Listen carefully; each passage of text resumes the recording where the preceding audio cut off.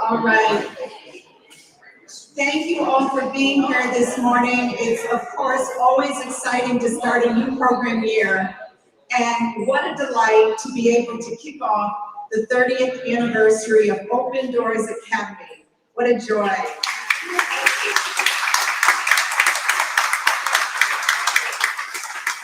As I mentioned before, Newcomers Open Doors started right here at St. Paul's. It's now a 501c3 covering northern Ohio, and just has grown beautifully, spread its branches, and just a wonderful ministry. So we're delighted to have Dorothy here today, CEO of Open Doors, and Dorothy, you'll introduce. I love Joe. Joe, okay, Joe, thank you for being here, and I'm just going to turn it over to Dorothy to hear all about Open Doors. Thank you, Dorothy.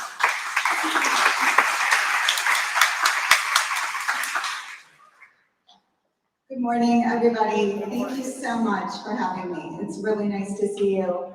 I am going to start my timer because I get so excited about Open Doors, and I want to make sure that I limit my remarks. I'm going to try to talk for maybe about 10-15 minutes.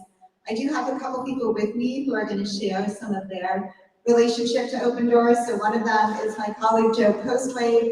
Joe has been with Open Doors for 5 years. Right now, he does a lot of our community engagement work. And then Julie Nicoletti, who you know, is going to speak about being a volunteer at Open Doors Academy as a St. Paul's official. So thank you, Julie. And then Sarah Ratke, I don't know if she's here yet. Oh, hey. Hi. Sarah's a mom in the Roxborough St. Paul's program, among many other things, and she's going to give a couple remarks about what her experience has been like with the program and with her daughter's experience in the program.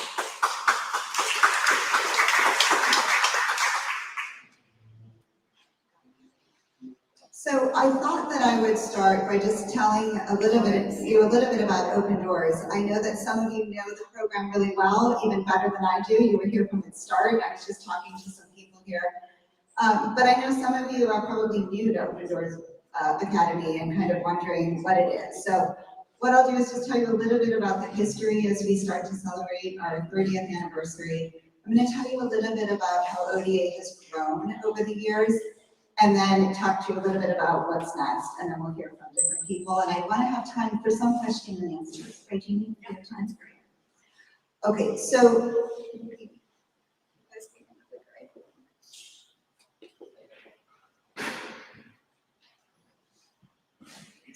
Open Doors Academy, or what became Open Doors Academy, started right here at St. Paul's Episcopal Church, and it was in 1992. And as a part of this period of learning about our history, I have talked with many people who were around when it started. So I'm going to share a little bit about what I've learned there. But actually, first, just want to tell you what Open Doors is and what it isn't, because sometimes our name is a little bit confusing. So Open Doors Academy is a nonprofit, and we run after school and what's called out of school time programs in the educational industry. So we're not a school and we're not a charter school, but we're a nonprofit, and we provide after school and summer programs, all of those based in schools and in partnerships with schools, with the exception of this program, which is based in the church, which is based here and is in partnership with Roxborough. We work in Northeast Ohio and also beyond Northeast Ohio, which I'll talk to you about in a little bit. And we've grown to serve kindergartners through 1 year out of high school. Right now, we serve over 1,000 kids in Northeast Ohio and indirectly impact about 40,000 kids across the state. So I'll talk to you a little bit about that, but first just want to share how we started. So this is what I know about our beginnings. There were a group of kids who were kind of leaving school, leaving Roxborough, and would come right over here and kind of find their way into the church. And they would wreak all sorts of havoc, as middle school kids typically do. Things that I have heard that they would do was play hide and seek in your closets, make out in the stairwells, dribble basketballs down the sanctuary, and then Gail, I don't know if Gail's here, Gail recently told me that they would also rack up bills on your phone for long distance calls. So they would just like sit there making long distance calls, and you all would look at your, the phone bill and think, what is going on here? So some of the people in the community and in the church decided to lock the doors from like 2:30 until around 5 to keep the kids out of the church and kind of control the situation. And one day, and I believe it was Ralph Pittman, came over and found that the doors were locked. So he went back to his office and got his keys and came back in, unlocked the doors, and asked, a simple question: why are the doors locked during this time? What's going on? And the people in the church started to tell him about what was happening with these middle school, mostly boys, and what they were doing. And he listened, and it sounds like from there started a conversation which has grown into what OBA is for 30 years, which is meeting a need that kids have after school. They need somewhere to go after school, and they need support. And from that conversation with all people right here, probably in this room, listening to kids, trying to figure out what they needed, you all decided to unlock the doors, to open the doors, which is where we got our name, and to have the kids come in. And that's what started and evolved into what now is Open Doors Academy. And I just want to tell you, I'm so appreciative of this community for listening to youth, because I really feel that as a society, we do not take youth voices as seriously as we should, and their experiences of their world and of their life. And they know, they're very, very perceptive, and very, very intuitive. They know what's happening, and they can ask for help. We need to change, and we need to listen to what they're saying and respond. And that's what this community did, and that's how we started. So from there, it was a middle school program. I don't know if Marty is here. Is Marty on here? Let's see her. Is Marty here? No? Okay. Marty was the first coordinator of Open Doors, and it was a middle school program. And from there, it's grown a lot. So I'll tell you about that in a minute. But one of the things I want to talk about before I get there, this is Marty. I know Marty as the quilt lady from our holiday giving drive, which is called Adopt a Family. We're going to rename that, which Joe will tell you about in a minute. But all I knew about Marty was she was the quilt lady until the advent of the 30th anniversary. And I sat down and had coffee with her the other day. I didn't realize her history with Open Doors and that she was one of the first coordinators. And we were talking about what ODA does and why we do it and how we do it. And there's a lot of things I could tell you about, but the one thing that I want to make sure to tell you is that at its core, what we do is we help kids see a future for themselves that they might not be able to see on their own. And that is, I think, one of the greatest gifts we can give to people, that we can give to kids. We help them, maybe that future is 4 years out, maybe that future is today. They cannot see a way out of a problem, and they need help trying to get to 5 o'clock, trying to get to 7 o'clock. I often think of, Wayne Gretzky, the famous Canadian hockey player, and he was asked once, how do you do it? How are you the best hockey player? And he responded, I learned to skate to where the puck was going, not where the puck is.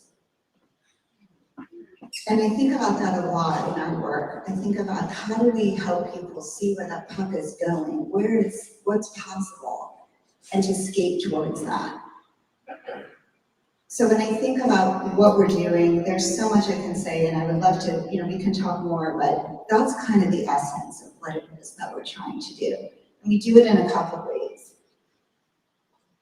One of the ways we do it is we ground it in our history, and I think that's really important. You'll see that this church opened its doors to us with the remote learning centers during COVID. We had all of our Cleveland Heights kids here, and some of our Euclid kids came here. And for me, it was so grounding in a period of disruption to know that these doors were open to us. I would sometimes come and work Pam's office is over here, right? Pam would find me like up over there, just working, because I was so adrift during that period, and it was so grounding to be here. We also ground our programs in the history that has shaped our kids' lives. And I look to this community, I know your ministries, how active you are in elements of social justice, and that's one of the reasons that you're here.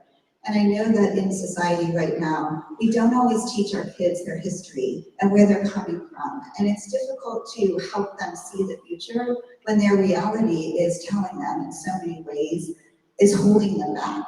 So we try to ground what we do in our history, because we believe that through that, we can overcome some of the societal barriers that the kids are facing, and we can close some gaps in their learning that they sometimes don't receive in their schools. I just love this quote. I don't know if you saw Amanda Gordon, but I'll just comment that what I love is that she holds this duality, this kind of these seemingly sometimes at odd understandings of America. We can be proud of America, and we can try to fix it and honor the challenges of our past, and you can do those things simultaneously, and that's one of the things I love about that poem. Okay, so we also do this with a ton of joy and with a ton of hard work. And I just want to comment here, you know our holiday dinner, probably many of you have come to the holiday dinner. This work is really, really difficult. And you know that because you do it yourselves in a lot of different ways, maybe not directly with kids, but in other ways. And it's very, very challenging. And one of the things we try to do is to support our staff and our team the best we can. And we also try to do it with fun and with joy. And I think you see that. I know Julie's going to speak to this in a minute. But we try to keep it light because there is a lot of joy in the work, but you also have to recognize how hard it is. We are really proud of what we've been able to do, and I could just share a couple impacts with you right now. 100% of our kids, that was already 10 minutes?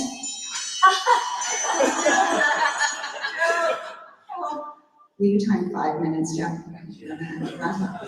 Okay, so 100% of our kids since 2017 who've gone to 2 years of the high school program have graduated from high school. 86% of our kids 2 years ago improved their math, which is actually super difficult to achieve. Any of you who know about math achievement. And just last year, Cleveland Heights did a study of all of the kids in our program, in the summer program. They compared those group of kids, K through 8, to the kids in Cleveland Heights who did not participate in our 8-week summer program. 100% of those kids academically outperformed the kids that were not in the program. So they looked at their reading and their math grades from the first quarter to the second quarter to the third quarter, and they academically outperformed their peers. So we know that this makes a difference, and there's quantitative data that I can share that I just shared with you, but there's also qualitative, the stuff that it's really hard to explain and to see and to count.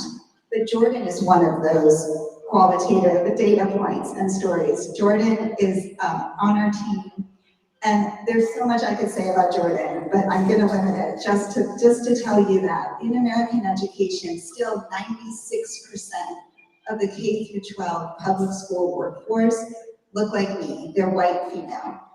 But the kids that we work with, and many of the kids in public schools are brown and black kids. And we know the importance, the single most predictor of academic success is the person in front of the kids, right? The teacher, the mentor. And when a black boy, for example, has one teacher that looks like him in his teaching experience, in his schooling experience, it significantly positively impacts his persistence in school and ultimately his life trajectory, because we know that education still is the best way towards social mobility that kids can have. So to have Jordan here working with these kids, inspiring them, this team that we have is unbelievable. And they do it because they see themselves in their kids, and the kids see themselves in the mentors. And it's really hard to quantify that, and I know that Sarah will speak to this. I want to tell one story here. I'll try to go quickly. These are my grandparents, Salvatore, Russo and Sabina Delando. This picture was taken at their wedding in 1926. Many of you know, I was just talking to Dennis here, my grandfather was born in 1903. Like many kids in his generation, he was put on a boat to America in 1919 because somebody in his family saw a better opportunity for him, saw a future for him that they thought was going to be better than the one he had in Sicily. They put him on this boat, he came over, met my grandmother, started what became Russo Stop and Shop, which many of you know in the corner of Cedar Fairmount. He taught me three things. He taught me the importance of staying in a community. So that store failed twice. It wasn't in that location, but the third time it took hold right there at Cedar Fairmount. And it was there for 70 years. Many people tried to get him to leave the community. In the Huff riots, people were telling him, get out, get out. The neighborhood's changing, right? The neighborhood's changing. But he stayed. And I think how important that is for all of us in the work that we do, to stay grounded, to stay in your mission, and to commit to it. He also taught me, he was a produce buyer, I can't remember if I told you that. I can tell you how to pick a really good melon and the juiciest lemon. So just, after this, if you want to get some recommendations on like, how do I choose a watermelon, I got you. But he would teach us through Italian sayings, and there's an Italian expression that says, it's not the new pair of pants that makes the heart sing, it's a full stomach. And I think about that when you work with kids. Kids can't learn anything if their stomach is hungry, they haven't eaten, right? We can't make up for all of that at Open Doors Academy. And so when we do this, we do it grounded in our history, we do it with love and with joy, and we do it together. We do it with you. Because some of you are working on food insecurities. Some of you are working in healthcare. Some of you are working in banks and financial literacy, and we need all of that. Some of you work right with us and volunteer at Open Doors, and we cannot do this alone. We need to do it together, and together we can make a huge difference in kids' lives. So what have we been doing? I'm going to go quickly here. We've grown a ton, both in depth and breadth. We started here with one program. We grew in Northeast Ohio, we're in Euclid, we're in CMSD, we work with breakthrough charter schools, and we have 3 programs right in Cleveland Heights. And we work across the state. This year, we'll have 6 programs across the state. 3 in Lima, 1 in Sandusky, 1 in Mansfield, and 1 in Firelands. This is where we are right now. We also have a contract with the Ohio Department of Education to provide professional development for 200 other after-school programs that are across the state. And that is through the work that we do that indirectly impacts about 40,000 kids across the state. And then here are some ways that our community, that we work together. And I was going through the archives. There's so much. You know more than I do. There's so much. Like, here's Emily Thome making pies with the kids. Who knew? I didn't even know that until I was on our Facebook looking at these pictures. Harlan, we go to Harlan because of you. When I came to Open Doors, I'm like, this is curious. Why did we go to Kentucky? Most people don't go to Kentucky, right? They go to Detroit, they go here, they go there. And so I was like, oh, well, the St. Paul's goes to Harlan. Of course, it's like connected to the past, right? We go to Harlan. We did a literacy camp that you started. It was 2 weeks. It became 4 weeks. This year, it's 8 weeks, okay? 8 weeks for kids. This is how many elementary school kids came to literacy camp 2 summers ago. 8 weeks long. It makes a huge impact on the kids' lives. You helped when we had our very first graduation. Joe was in charge of it. It was funny, and I'm like, what are we gonna do? We've never had a graduation for our high school scholars. We were planning it like 2 weeks out, right? Because that's how we roll. We try to, keep it exciting. I called Ann Fallinger. I'm like, who do we call? Let's call St. Paul's in a minute. Okay, you guys did the stoles right there, the open doors. You designed them, you gave them to the kids. treats just started coming to my door. Like people were ringing my doorbells from St. Paul's. Here's the brownies, here's some cupcakes, you know. You contributed to the gifts we gave the kids. I think that everything in the bag, or a lot of it, was from St. Paul's. I think we gave everybody like a $50 Visa card. That was because of your generosity. You also opened the doors to the remote learning centers when the church was, when schools were closed. You know that we were here every day from 7. We went from 3:30 to 6 to serving kids 7:30 to 4:30 in the pandemic. And the single most thing we heard from parents was, "I would have needed to quit my job if it weren't for the church being open to my kids." That is what they said. We go to Bellwether because of you. So much fun. I could talk about it all day long, but I won't. An amazing experience for the kids. And I wanted to just include, Brandon, you may not know that we have a spot on our board for a St. Paul's seat on the board. And so Bob Brown, who is rolling off the board, although I'm not letting him leave my finance committee, he will stay on the finance team. But Brandon is going to be he'll be voted in September at our board meeting. You might know that. Okay, just a couple of things, and then I'll turn it over to Joe and to Sarah and to Julie and take questions. Jeannie and I and others are always talking about what's next for our partnership and our relationship. And I just want you to know we're open to all of your ideas, to going deeper with maybe some of the projects that we have going on right now. You saw lots of examples of the ways we collaborate, but there's so many more opportunities and possibilities. So I invite you to think about those things. I know that combating gun violence is something that I believe your community might be taking on and grappling with. We also are deeply interested in that.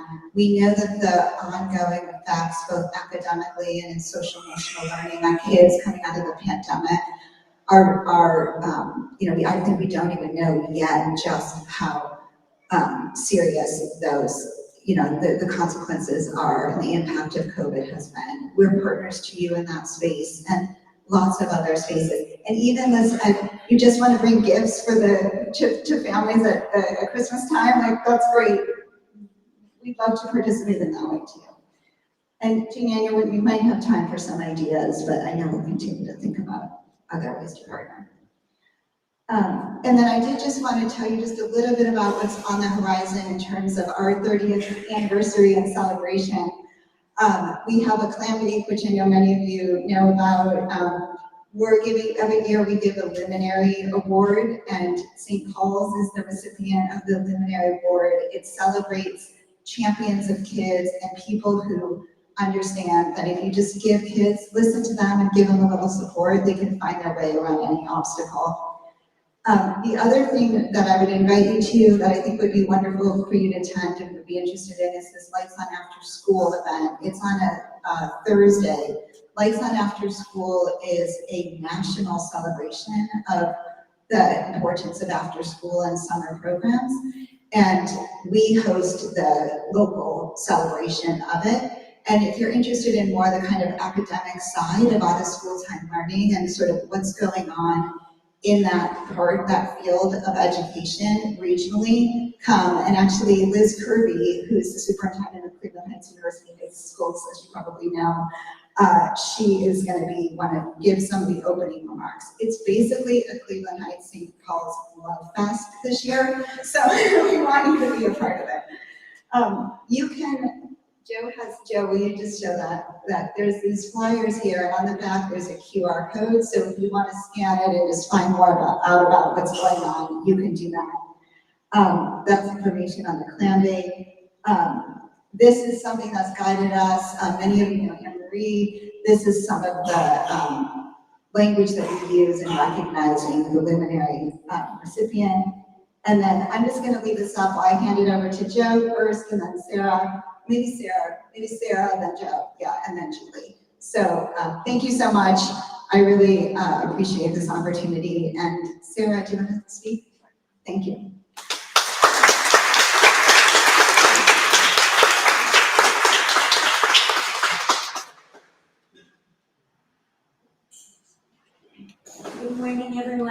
is Sarah. Can you hear me in the back?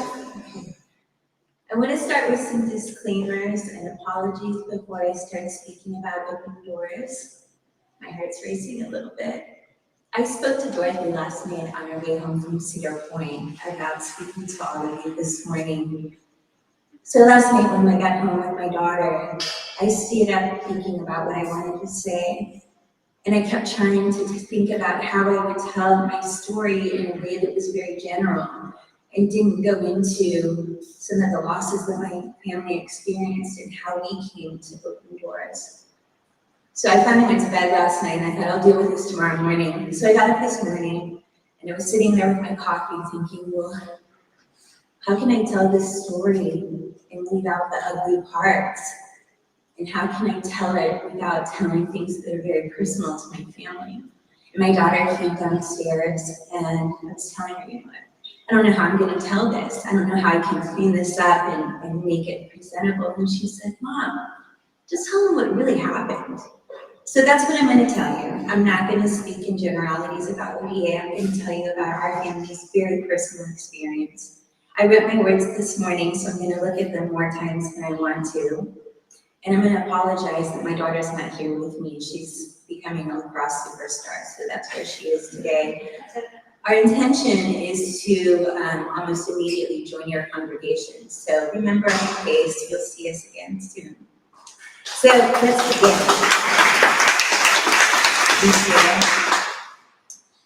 Mia, my daughter, is 13 years old. She's the pride and joy of my life. She's intelligent, athletic, kind, hilarious, and I'm so proud to be her mom. A little bit of history on Mia, and again, I'm telling you this part with her permission. I adopted Mia when she was 15 months old in China. She was born with a cleft lip and palate. She's been through more surgeries than I can even probably recount. She's had so much medical trauma.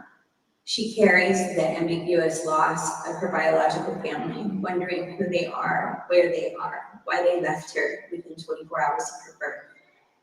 So this is a lot of complex stuff for a kid to go through and to be, coming to school and doing her part and being part of the community. So, I'm already starting to tear up. Right before COVID came, my family experienced a rash of horrendous losses. My beloved mom, who lived with us and who was my closest friend in the world, died. My younger brother, who lived a mile down the road from me, was arrested for an unimaginable crime. It was very public, it was on the news every day, and he went to prison. Our lives were impacted so traumatically, and so many relationships in our family were broken forever. It was so hard for me as I was coping with my own grief to watch the losses that my daughter was experiencing and not even fix it for her. Then COVID came. Mia's routines, friendships, sports, and life as we knew it all changed completely. Like so many, we had even more losses. Our dog died. We felt so broken, and we felt so alone. Mia was able to return to in-person schooling the last grading period of 5th grade. She was so happy to see her friends again. And she had a really warm and nurturing teacher. She got straight A's. But she wasn't bouncing back. She was so sad inside. And she wouldn't talk about what was wrong at all. I'm a therapist with a specialist in childhood trauma. So of course I was encouraging her to see a therapist, and we were both gonna go, but she wouldn't talk about it. So I just kept nudging her along and hoping that we would figure it all out. So now at the end of the school year in 5th grade, Mia came home and opened her backpack and handed me a piece of paper. And it said, Open Doors Academy, free summer day camp. And I was another parent I'm a single parent, I was working remotely from home. And I train people, so I'm on the computer screen all day long. And as I was training people, Mia would repeatedly walk in and ask, where's the snack? When is dinner? How do I do this math? I just pretended like I was busy and I never admitted that I don't know a thing about 5th or 6th grade math. So I looked at the paper and I thought, well, this sounds good. At least she'll be out of the house for the summer and she can engage in activities and it'll keep her busy. I can catch up on work. We'll get back on the right track. So I bribed her with less responsibilities and chores around the house in exchange for her going to open doors for the summer. Give it a try, see how it goes, right? Mia went one day and was completely hooked. Every week there was a different theme. Mia's favorite theme was the zombie apocalypse. And every day during the week, she came home and told me these stories. One day she came home and she said, Mom, an Eagle Scout came to talk to us. And first, I'm gonna tell you all about how you become an Eagle Scout. It's amazing.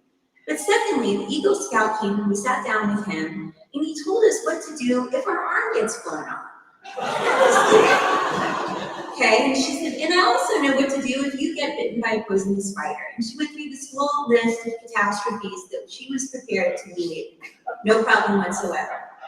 They built shelters out of popsicle sticks that week. They went on a walk in King Park and they learned that if they were stranded in the wilderness, they could find food to eat in nature. I mean, it was fascinating. They ended the week with a zombie apocalypse war, where the zombies battled the humans. It's not as bad as it sounds, trust me. They had camo on their faces and they had a series of challenges that they competed against each other in their teams, pushing each other along, and the kids thought it was just the best time they ever had. So Mia had no idea she was in an educational setting. She thought she was out in the world having the best time ever, making new friends, and being with counselors that she absolutely loved. So fast forward, the summer ends, day camp is over, another super sad time. And we were told that, guess what? ODA is continuing into the school year, and Mia can come back again. And there's going to be this after-school program. So I said to Mia again, do you want to do this? This time we didn't have to bribe her. She was like, absolutely, of course I'm going to go. So Mia started middle school. It was rough. She went from really nurturing, hand-holding teachers and being in one classroom with one group of kids to changing every period. She was having nightmares about not being able to open her locker. What's going to happen if I don't make it to class? I'll probably get suspended. There were 4 math teachers in the first grading period. One of them lost all kids' work and as a result gave everyone an F and would return my messages. So I brought that to our coordinators, Cece and Dolores. I'm like, I'm really mad. I don't know what to do. Do I leave work and stomp into the school and act crazy? Like, how do I address this? Cece and Dolores went and met with her teacher, and they not only resolved the issue for my daughter, but for everybody else who was in that classroom. And not only in that classroom, but all of the classrooms throughout the day, it got resolved. And that's where we've been ever since. Any challenge, anything Mia has faced in school, bullying, issues with teachers, turned in a assignment date because she didn't understand it and she was getting tutoring at Open Doors. They're there advocating for her. They're in the school with her. If Mia's first class is over here on the U of Roxburgh Middle and the next class is on the other side of the U, but she's not allowed to run and she can't make it in time, they're there advocating for her. Or they're in the hall walking her to class and saying, the only way she could make this is to run, so I just walked her. And so everything gets resolved. Let me look back at my notes to make sure I didn't miss anything I wanted to say. So it's gone really well. She's built friendships. She's part of a group of kids that in some ways she's really different from. She's Chinese. She's the only Chinese in most of her classes at school. She's the only Chinese kid in ODA, and she's certainly the only kid, I believe, who's adopted. So she carries a lot with that. But she's part of this community. And where she's been bullied in the past, she feels that she has a whole pack of kids attached to her, that if anything happens in school, they're going to be there for her, and they're going to advocate for her, and they're going to stand up for her, and she's part of her community. She, as I told you, has been through so much in her life. One of her coordinators, Dolores, shared with her, sat her down and shared with her at length that she wasn't raised by her parents either, that she lived in foster care for a short time and she was raised by a grandmother. Mia felt seen. It was something so personal for her to share, and Mia felt seen. And she feels proud of Dolores. She loves Dolores. And so when Dolores says, I survived this, I not only survived it, but I thrived. And you need to push yourself, get the most education you can. Mia was like, Mom, I gotta go to college. I wasn't sure before, but now I know I have to go to college because Dolores went to college. And Dolores went through some stuff like me. So I'm gonna be like her. Cece, the other coordinator that we had last year, showed up in her own time at every orchestra performance. Mia is being ready for another surgery. Cece has told us, let me know when it is. I'll come. I'll visit her in the hospital. I'll be there. And so Mia knows that she has these two adults. In Mia's words, and these are her two coordinators last year, Cece is with her again this year with someone new. Mia said, Cece and Dolores were the two aunts that you always wish you had. They're always with you. They always love you. So not only has Mia been deeply, deeply impacted by ODA, I have been too. You know, when my mom died, I lost my cheerleader in life who was always putting me forward. But we found new cheerleaders in ODA, and we feel every time we walk into St. Paul's that we are absolutely surrounded by unconditional positive regard, support, love. They're there for us. They've checked in with me, you know, how's housing? Is everything good? Is everything okay? And not just once, but over time, checking in again and again. Is everything good with your housing? How's medical care? When is Mia seen a doctor? Has she seen a dentist? How's food for you guys? And if anything is, well, I'm not sure, or, well, you know, this is a no, there are resources for us. And again, these are hard questions to be asking to parents. Like, we all are somewhat private about our personal lives, but our coordinators are always there and always reaching out. Cece tricked me into going to, there's a parent series, and all of our parents are expected to participate in different events and speaking things and educational series and you know, lunch meetings on Zoom. So Cece told me there's this meeting at Cleveland Heights High, and there's going to be some yoga, and we're going to send you home with dinner, and it's going to be a really nice opportunity for the parents to get together and talk to each other. I went, and it was a meeting about grief, which I wasn't really ready to talk about, but there I was, and so I did. But really gently, always pushing us forward, always holding us up, always helping us, always asking the hard questions, and really letting us know that 100% that they are always there for us. Mia's in this for as long as we can be in this. Until a year after graduation, until whenever, we're in this to stay. I want to look at my notes and make sure that I didn't miss anything else. Okay, I'm done.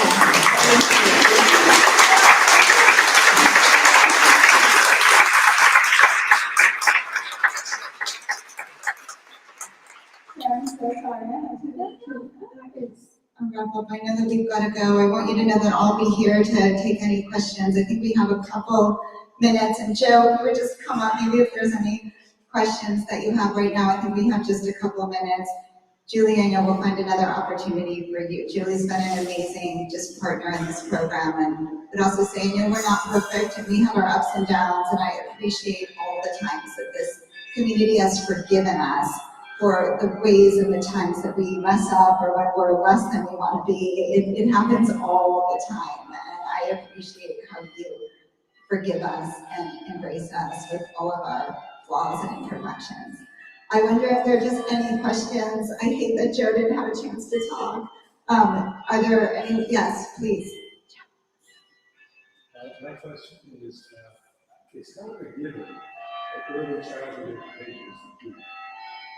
But you have been telling us seeks to deny or to say that what we do can overcome the lack of good early childhood education. Can you talk about that? I can. I think it's a both and. So I think where we specialize is in the kindergarten through high school. And that early education, that's really important. That's like the kind of, the new pants aren't gonna make you happy. Like what I think is gonna work as a community and a society are those people who are experts in that early childhood space. Like you gotta keep doing it. It really, really does matter. I think where we intersect with that is helping kids who have already internalized that they're not good enough, they can't learn. What we seek to do is build their sense of self. This idea that they can do it, right? And that's kind of how we take them there, and then we teach them breathing skills to try to overcome it. But it's critical. You actually are involved in We are, yeah, kindergarten, yeah, yes, we are. And in fact, in the summer, 2 summers ago, kids came and they, from the pandemic year, like let's say you were in kindergarten that year. You went online the second half of the year and then you were virtual for the first grade. They came to summer camp and they couldn't write their name, right? They could not write their name. So one of the first things we did was to teach them how to write their names in literacy camp with Julie and Melissa and everybody else who helps us. Joe, want to say something? No problem. Go ahead. No, I've got the projection, don't worry. So I'm Joe Postwood, I'm our Community Engagement and Alumni Manager, and I'm truly honored to be here with the community of St. Paul's. One of the things that I want to do is I want to talk about from the staff's perspective. I'm so happy to hear that we were able to help Mia. That is the work that we do every day with our scholars. We want to be that special caregiver if our scholars don't have that special teacher or principal. We want to be that person in their lives. So I'm glad that we have the opportunity to work with Mia's out there. We know that they're... All right, good. I'm glad that we have the opportunity, but we want to have the opportunity to work with as many scholars as possible in the greater Cleveland area. There are a few ways that you guys can all become a part of the Open Doors Academy kind of internal community by volunteering with Julie. I know Dorothy also mentioned that we have what was formerly called the Adopt a Family Program. We're changing the name to the Holiday Heart Giving Program because we know that our donors and our donors are giving from the heart. And that's truly, that is what makes that program so special. So our Holiday Heart Giving Program, you guys will get more information on that. You most definitely can join that and support our families during the holiday season, during Christmas. You also can volunteer at one of our sites or do a site tour. If you're interested in want to learn more or see what our after-school program looks like, please feel free to reach out to me. I have some business cards to walk around our campus and get to know our scholars. I know that we're probably out of time, so I want to make sure that we do have time for more questions if there are any questions. I think that, Jeannie, did you say some people need to leave, but you're welcome to stay. They'll stay. I'm going to the 11:15 and you need to leave, but if you have questions, you can stay. Joe was a coordinator. He came to us starting Euclid. If you're interested in that experience, or I know Mike, was that you? Did you have a question? No, I don't have a question, but you never throw anything away. Now, I was on the outreach committee in 1992. Nancy was on the outreach committee. Anybody else here who was on the outreach committee? Ralph and Judy Watson came to the outreach committee with this idea. So here is different graph, St. Paul's center question mark, crossroads, center. So they hadn't been determined yet. Here's the first draft of the concept. And that is the updated list in May.